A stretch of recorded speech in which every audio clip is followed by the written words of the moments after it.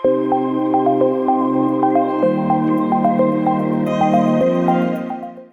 everyone, I'm Forrest Urban, manager of Invertebrate Live Collection here at the Natural History Museum of Los Angeles. And today we're looking at the amazing world of butterfly wings. Butterflies use their wings for so many different ways, all related to survival adaptations and stratagems. And we're going to talk about all about that today. First off, it looks like butterflies at first glance just have two big wings, right? But they actually have four wings. Two hind wings, two forewings and two hind wings, and they are loaded with color, but underneath that color are two thin membranes. And those membranes are filled with veins. This is the structure of the butterfly wing. You can see some of the veins over here, and these veins are just used initially when the butterfly is stretching its wings open. So we can just look at a short clip of a butterfly emerging from the pupa. You can see the abdomen is distended, filled with fluid. That fluid is being injected into those wing veins in order to stretch the wings and elongate them. And then eventually all that fluid is ejected out. And so it is a blood type of fluid called meconium. But the wings themselves, once fully stretched, are not innervated. They have no blood supply, and they cannot be regenerated. But the wings themselves, right, the part that gives us that brilliant color are from scales, from little wing scales. And so the scales are laid down just like the shingles of a house. That's a really good analogy. And one individual scale is equivalent to like one little teeny tiny piece of glitter. It's about the size of a piece of dust. And those scales have ridges on them, just like the ridges on like a vinyl record. And each ridge kind of looks like a tiny Christmas tree. And that's important when we are going to talk about the color of butterflies, especially structural color. So some butterflies have structural color, right, which is kind of a refraction of light. It's kind of an illusion of color, if you will. And so as the light from the sun comes and hits those scales, it is distorted and reflected off and into our eyes. And the color that it appears depends upon the angle of refraction. And so some butterflies, like this blue Morpho here, appears blue on one side and then purple on another side. What's going on? Well, it's not pigmented color, right? Pigmented color like we have in our skin, in our hair. It's refracted color, and that color varies depending upon the angle. And so we can look at another image. So this is an image of a whole bunch of blue morphos, right? They all have that metallic blue. But then if we look really closely, we can see some, especially up here towards the top, that color looks more purple, and because it's the angle is different. And so the color varies upon the angle of refraction. Super amazing. But we can understand more about butterfly behavior by understanding what these colors and patterns are doing for the butterfly. And so for butterflies like the blue Morpho and like other butterflies that are not toxic to predators, that means that they are palatable, they are edible if you're a predator. They have really crazy flight patterns. And so they fly very erratically, like up and down and sometimes backwards and side to side. It's not a straight flight like, say, a bird who's a really agile flyer can fly from A to B, right, very adeptly. Butterfly flight is usually very erratic for these unpalatable or these palatable species. versus those that have incorporated toxins into their bodies and have, right, really bright warning color combinations like blue and yellow or red and black and blue and yellow are unpalatable species, unedible species, right? And they are warning, they are signaling, they are advertising this toxicity to predators by their color combination. And where do they get this? Where do they get these toxins? Do they go and buy them? What do they do? Do they have a little lab and they're mixing up potions? No, they get these compounds incorporated into their body by the host plants they ate as a caterpillar. And so, say a monarch eats milkweeds, that's how they get those compounds incorporated into their bodies that lasts all the way into adulthood. This is a swallowtail that has incorporated compounds into its body as a caterpillar. And so it all comes from that host plant species. What are they saying, right? Well, they use color combinations as symbols to say, stop, wait, don't eat me, because if you do, you're going to get sick and you're going to remember this color combination, and hopefully in the future, you're not going to try to eat me or somebody that looks like me in the future. Super effective. Now, some butterflies don't have this ability. They do not have any warning color combinations, and so they use camouflage instead. On the left, that's a cracker butterfly that we have in our butterfly pavilion, right? It looks just like the wood that it's sitting up against, completely camouflaged in. And then some look like dead leaves. And so on the right, we have a species that we have sometimes in our pavilion called a stinky leaf.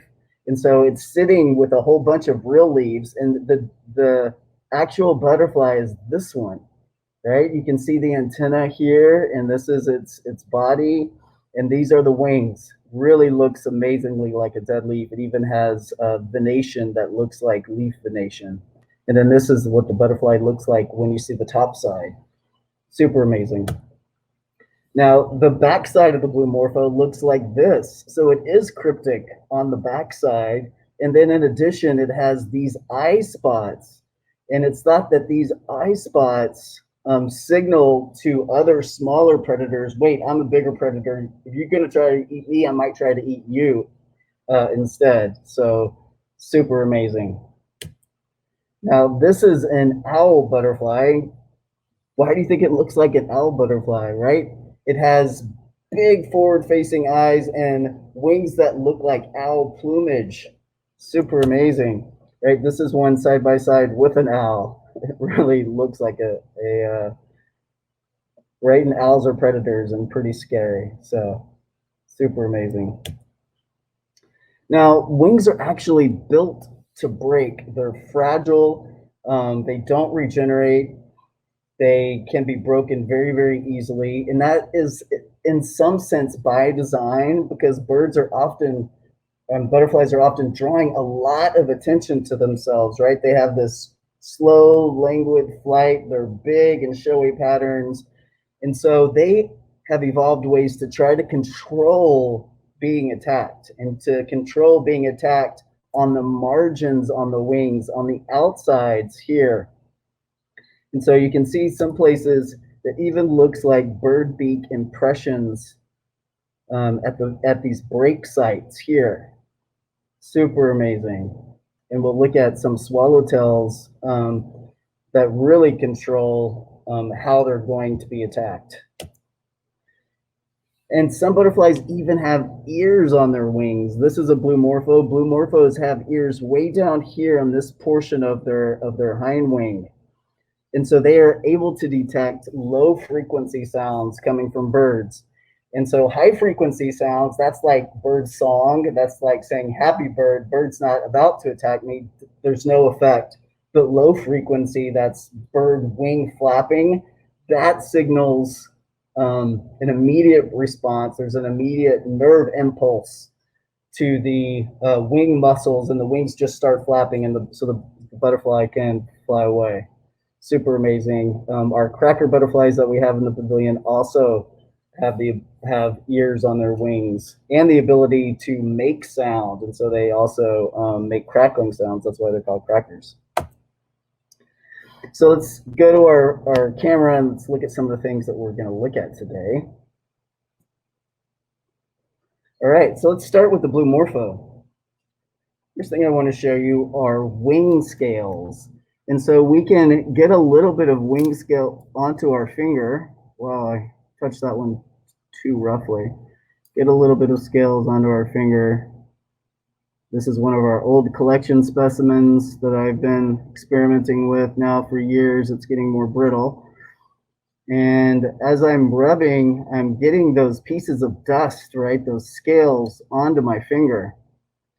And it looks like eyeshadow, right? I could probably apply it to my eyes if I were so inclined.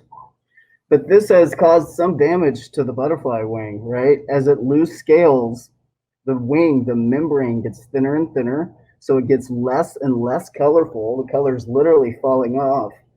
The wing scales are also important because they allow the butterfly to repel water, right? You've never really seen a soaking wet butterfly or even a dirty butterfly because this repelling of water effect helps them with self-cleaning. But if we were to rub the scales off, the cleaning doesn't really happen. Instead, the water will pool up. And so if the butterfly becomes too damaged, too old, it's lost too many scales, it not only loses color, but it loses the ability to be self-cleaning. Now, wings are also super important as solar cells because in the same way that we create solar panels to generate electricity, they have their own solar panels to absorb the radiant heat from the sun, which drives their flight muscles. So they convert thermal energy into energy that warms their flight muscles. A lot of scientists have been studying butterfly wing cell design in order to create better and better batteries. And that's a really great example of biomimicry engineering. Let's look at another blue Morpho that I have here, right? This is the backside where we can see the predator resembling eye spots. And this is that brilliant blue side here. You can see an edge here where the scales have become very thin and we can actually see the backside through the front side. But we can see if we can get the color to change for us by changing the angle of incident. You see how it turned purple, right? That's that iridescent refractive coloring that some butterflies have.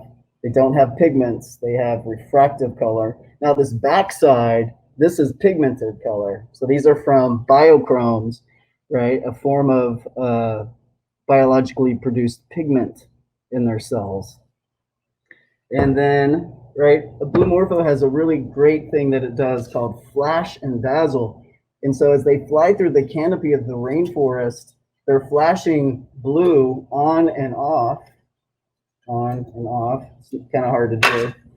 And so as they flash blue on and off, it makes it really hard for predators to follow them because they are switching colors constantly as they're flapping. And then when they go to land, right, and they land on a piece of wood, they're completely camouflaged in and disappear. Super amazing. Now, some butterflies don't have hardly any scales on their wings at all. And I have a butterfly on my hat called a glasswing. You can see the color through my hat, through the wings, because they don't have any scales at all. It's just the thin membrane. And this helps them to camouflage in. So they don't have to worry about losing scales because they don't have any scales to lose. Super interesting adaptation. Let's look at the owl butterfly that we saw the slide of. Here's an owl butterfly. You can really see it looks like plumage along the edge of the wing, and it even looks like the eyes have a reflection of light inside of them. Super cool. And then this part of the wing up here looks like a snake head, and that's another form of predator resemblance. So they have so much going on. And then the top side is all kinds of iridescent colors mixed with pigmented colors. Amazing. Let's look at some warning colors, right? These are called long-winged butterflies, and they are flashing and advertising, stop, don't eat me, or you'll regret it because you'll get sick, right? This is a form of warning coloration. We have these in the pavilion, lots of long wings. And then we could look at a little bit of that built to break business going on. Can you see here where it looks like beak impressions in the wing over on this side, right? The wings are very fragile. They're drawing a lot of attention to themselves, being so gaudy, and they are built to break. And so instead of losing their whole body, right, if they were to get hit way up at the top portion of their wing near the body here, that could be lethal. But instead, they're getting hit down here. Now, it looks like there are eye spots here, and this is a swallowtail. I have a better swallowtail here where you can really see what they look like when the wings are closed up. It looks like they are creating a fake head down here. So they have eye spots in combination with these swallowtails that look like an antenna.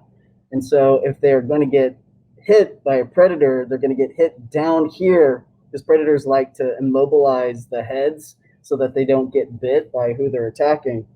And so then the swallowtail part will just break off and the butterfly will be able to fly away and live for another day. Amazing wing structure adaptations that butterflies have.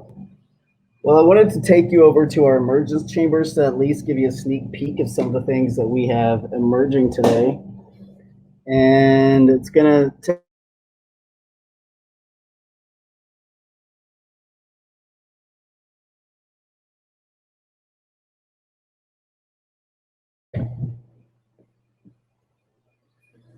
all right, so here we are in our emergence chambers. We have a big swallowtail that emerged in the back there. It's just drying its wings for the first time. And then down here on this layer, those are all blue morphos that have emerged today. Happy birthday, butterflies. It's going to take them a couple hours to get their wings completely stretched open and hardened. Got some more down here. There's some more morphos, and there's a cracker resting there. Its wings open. Super cool. Well, that's all that I have for you today. I hope you're able to get your ticket to our butterfly pavilion that opens to the public tomorrow. Well, actually, tomorrow is member preview, but then after that, hopefully you'll be able to get your ticket. We'll be able to see inside. Thank you so much, and be sure to check out our Instagram page, and we look forward to any questions you might have for us. Thank you. Bye-bye.